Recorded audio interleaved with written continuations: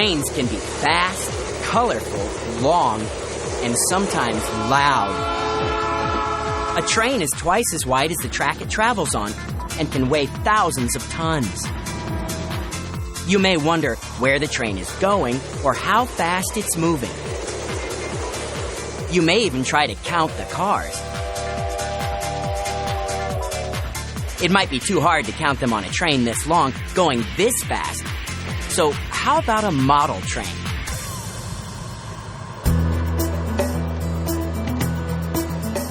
You could count the cars. 1, 2, 3, 4, 5, 6, 7, 8. Or you could use counters to represent the cars. Let's start with the engine and caboose, cars that do not carry any freight but operate the train. That's 2 counters, 1, 2. Then we can count all the freight and passenger cars. There are 3 of these cars. 1, 2, 3. So there are 3 counters. Now we can add them all together. When we use 1 counter for each train car, the total number of counters will represent the total number of cars. 1, 2, 3, 4, 5. Let's look at other examples.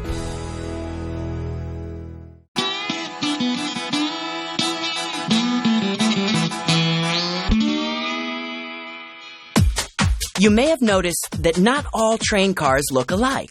That's because they do different things. The locomotive pulls the train.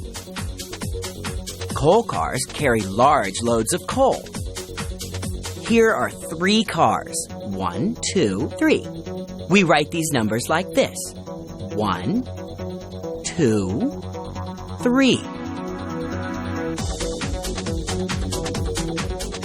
Now we'll add 1 more car, a caboose. This car is usually the smallest one. It's often colorful and it's almost always at the end of the train. With the caboose, we now have 4 cars. Let's count and write a numeral for each car of the train. 1, 2, 3, 4. Numerals are symbols that represent amounts.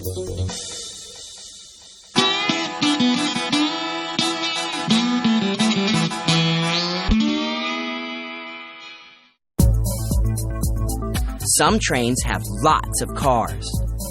Counting all of them may not be very easy, but we can count the cars of our model train with the help of symbols. We'll use a dot to represent each one. This dot is for the engine. This one is for the boxcar. This is for the flat car. And here's one for the caboose. That's 4. These 4 cars make up a group, or set, and so do the dots that represent them. We can represent the amount of cars in different ways with 4 dots or with the numeral 4. A numeral can be a quicker way to represent an amount, especially if there are too many dots to count easily.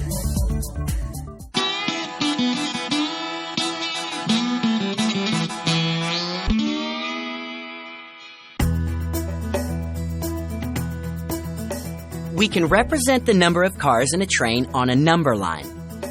A number line has many numerals in order representing numbers from lesser to greater. Can you find the 5 on this number line? 5 is the number of cars in our train. If the train were longer, where would we place the number of cars? If you said farther to the right, that's correct. For example, 8 cars would be represented here. If we took away 6 cars, we would have only 2 cars left. We would put the number of cars, 2, at a different place on our number line, closer to the left, all the way down here. We can also represent other types of amounts, such as distances on a number line. Trains travel from city to city and state to state, rolling across hundreds of miles in one day. You could count the number of miles a train travels on a number line. Before it gets going, the number of miles is 0 here at the left side of the number line because the train is still at the station. We'll count the miles as it rolls down the track. 1, 2, 3, 4, 5. How far has the train gone? We've marked it on the number line 5 miles.